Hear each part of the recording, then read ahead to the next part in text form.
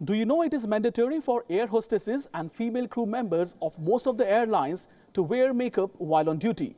Now, breaking away from the stereotypes, many airlines, including Virgin Atlantic, have done away with its long-standing requirement. To talk on this and a whole of other issues, I caught up with David Hodges, India Country Manager, Virgin Atlantic. Let's hear his views.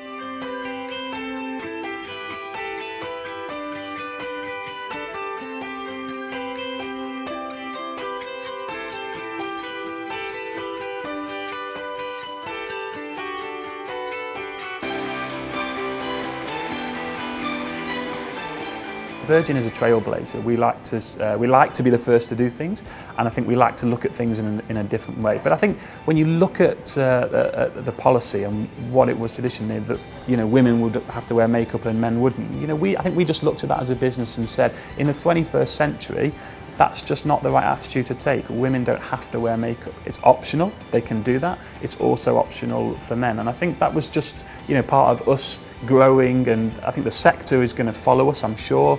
I think there's already been some of the carriers who've looked at it and gone, actually, yeah, Virgin have got this right.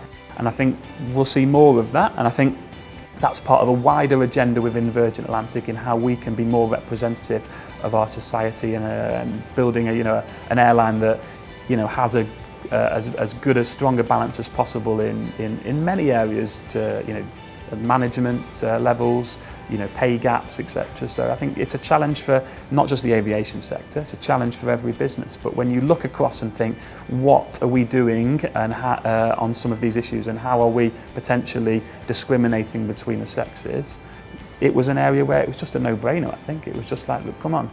Women don't have to wear makeup on our flight when they're working. That's just not a necessity. The Indian market shows no signs of a slowdown in terms of demand, and I think you're going to continue on the domestic and also on the international piece to see huge growth in this market, which is really exciting for all carriers that operate in this market, and exciting for India. And I think next year it's scheduled to be the third highest aviation market in the world. It will move to be the second highest over time, and I think it's very optimistic. The challenge, as always, is to make sure that you are competitive but profitable in this market, and I think we are finding that balance rightly, and I think other carriers, I'm sure, will over time. Yeah, so I mean, we had a partnership, a co-chair with Jet Airways, and our plan in India was to grow that co-chair and that partnership with Jet Airways. And what happened was obviously very unfortunate. We worked with a lot of good people in Jet Airways, and we were very sad to see the situation that happened. Obviously, what happened then was that they offered 3 flights a day to London and almost 1 a day to Manchester. So a huge reduction in choice for customers.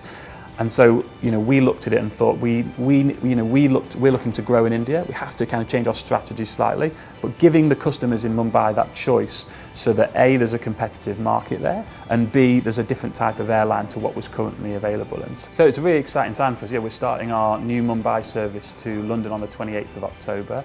We've picked a very special date for it, as you said, Diwali, and so we're really excited by that. And we're going to be operating it on our new Dreamliner aircraft. So for Indian customers, they're going to get the very best of Virgin Atlantic's fleet, which across all cabins is really exciting, innovative product. In terms of, we have the best of Indian food, so something for all passengers. We have our local Indian crew, Hindi speakers on board, which is very popular.